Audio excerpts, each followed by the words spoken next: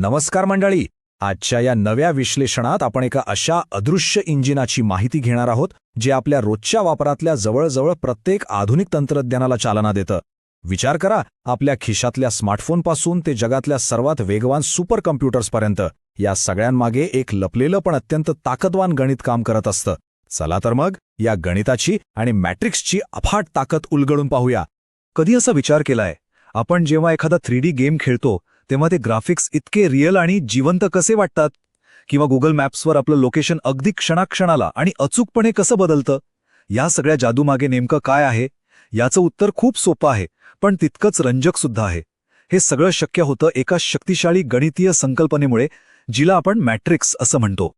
चला तर मग भाग 1 कडे वळूया, ती म्हणजे मॅट्रिक्सची मूळ संकल्पना. वरवरचे हे भारी ग्राफिक्स आपण थोडा वेळ बाजूला ठेवू आणि आतल्या कोडिंगचा खरा पाया समजून घेऊ. मॅट्रिक्स म्हणजे दुसरं तिसरं काही नसून फक्त संख्यांची एका टेबलमध्ये केलेली एकदम शिस्तबद्ध मांडणी. हा कुठलाही अवघड बागुलबुवा नाहीये, तर प्रचंड मोठा डेटा अत्यंत सुटसुटीतपणे ऑर्गनाईज करण्याची ही एक सोपी पद्धत आहे.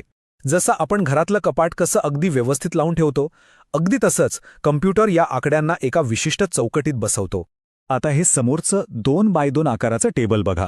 यात 1 आणि 2 ही वरची ओळ आहे आणि 3 आणि 4 ही खालची ओळ आहे. या ज्या आडव्या ओळी आहेत ना, त्यांना आपण रोज म्हणतो आणि उभ्या ओळींना आपण कॉलम्स म्हणतो. ही साधी दिसणारी ग्रिडच या संपूर्ण मॅट्रिक्सच्या संकल्पनेचा भक्कम पाया आहे बरं का. याच रचनेवर पुढचे सगळे चमत्कार अवलंबून आहेत. आता जसं एका कारागिराच्या पेटीत वेगवेगळी आणि महत्त्वाची हत्यारं असतात, तशीच मॅट्रिक्सच्या या गणितातही काही खास टूल्स आहेत, जसे की identity matrix, zero matrix, transpose आणि डिटर्मिनंट. ही नावं ऐकून अजिबात घाबरून जाऊ नका. ही फक्त आपल्या गणितीय टूलकिटमधली वेगवेगळी आणि अत्यंत उपयुक्त अशी टूल्स आहेत जी विशिष्ट कामं पार पाडतात. आता बघूया भाग 2, मॅथमॅटिकल ऑपरेशन्स, म्हणजे नक्की यावर प्रक्रिया कशी होते.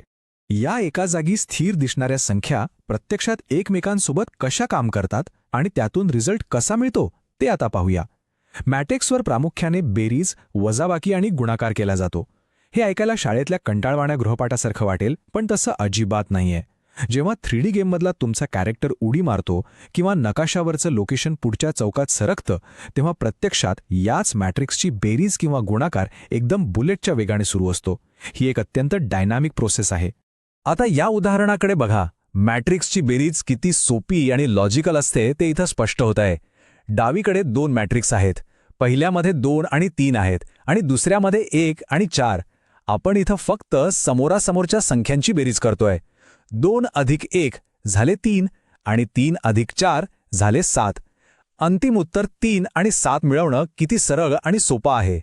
आता गुणाकाराकडे येऊया. इथे पहिल्या 2, 1 आणि 4, 5 असलेल्या मॅट्रिक्सचा गुणाकार दुसऱ्या 3, 1 आणि 6 असलेल्या मॅट्रिक्सशी केला जातोय आणि त्यातून आपल्याला फायनल उत्तर मिळते 7 आणि 38. सोर्स मटेरियलमध्ये दिलेल्या या उदाहरणावरून लक्षात येतं की आकडेमोडीचा हाच तो अत्यंत वेगवान आणि डायनॅमिक फ्लो आहे ज्यातून फायनल रिझल्ट मिळवला जातो.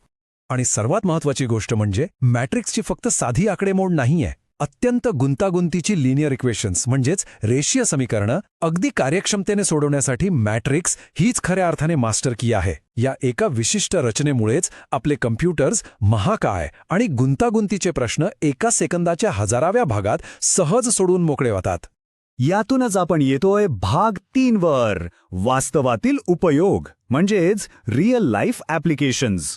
आपण सुरुवातीला 3D गेम्स आणि गुगल मॅप्सबद्दल बोललो होतो, आठवतंय?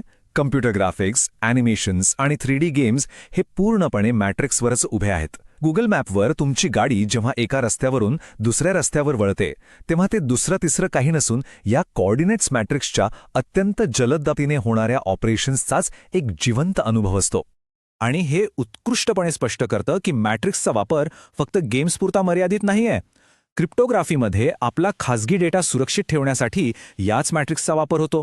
तसंच इंजिनिअरिंगमध्ये मोठ्या शहरांमधले अत्यंत गुंतागुंतीचे नेटवर्क्स आणि किचकट ट्रॅफिक फ्लो प्रभावीपणे मॅनेज करण्यासाठी याच गणिताचा आधार घेतला जातो.